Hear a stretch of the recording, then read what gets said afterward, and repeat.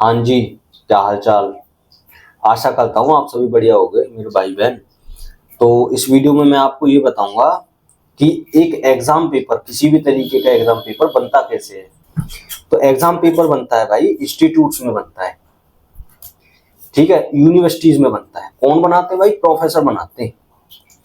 Professors पे जाता है एग्जाम पेपर, चाहे वो किसी का भी सही।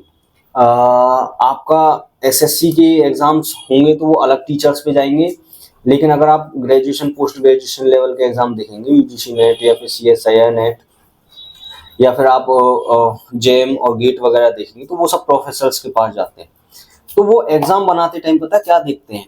उनके दिमाग में 2 से 3 क्वेश्चन होते हैं कि इस एग्जाम पेपर से हम बच्चों की छटनी कर पाए, है ना।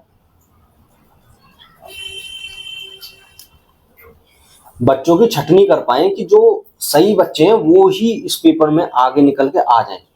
तो वो एग्जाम पेपर बनाते टाइम क्या करेंगे कि उनको पता होता है कि जो अच्छा बच्चा पढ़ने वाला है वो किस तरीके से पढ़ेगा।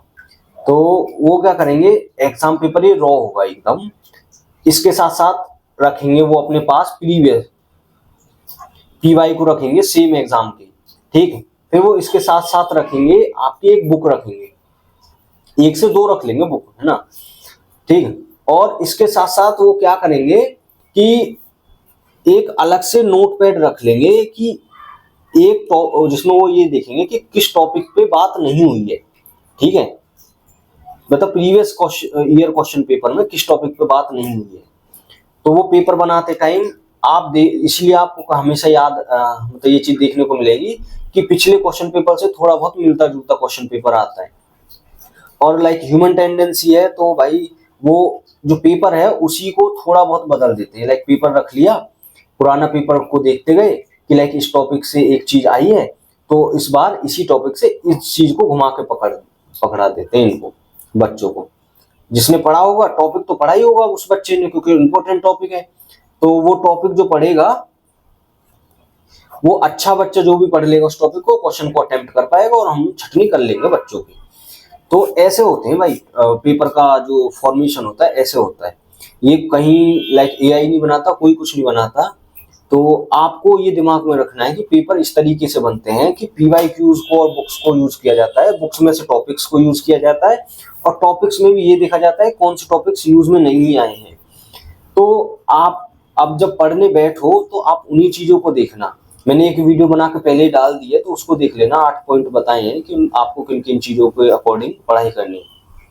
और मैं भाई लिख के दे सकता हूँ कि आप जब पेपर को देखोगे ना, जब पेपर हॉल में बैठोगे तो आपको पेपर नया नहीं लगेगा, आपको रहेगा कि हाँ मेरे को आई नो कि ये क्वेश्चन आने वाला था। अगर आपको ये ना लगे तो ये मेरी वीडियो बेकार है, ठीक है। और इस वीडियो से डेफिनेटली लगेगा। आप किसी भी क्वेश्चन पेपर को अंदाजा लगा सकते हो कि हाँ वो कैसे बनेगा। तो पीवाईक्यूज को अच्छे से लगाओ पिछले 1 से 2 साल के, और उनमें से टॉपिक्स को निकालो और फिर देखो कि उस टॉपिक में पिछली बार कितने इंपोर्टेंट तरीके से चीज को एड्रेस किया गया था। तो फिर उस टॉपिक के अंदर से ही दूसरी चीज को, उसी टॉपिक के अंदर से दूसरी चीज को आप एड्रेस करने की कोशिश करो, और आप पाओगे कि आपने एग्जाम पेपर में लाइक कुछ हद तक अंदाजा लगा लिया कि हाँ ये तरीके का क्वेश्चन आएगा।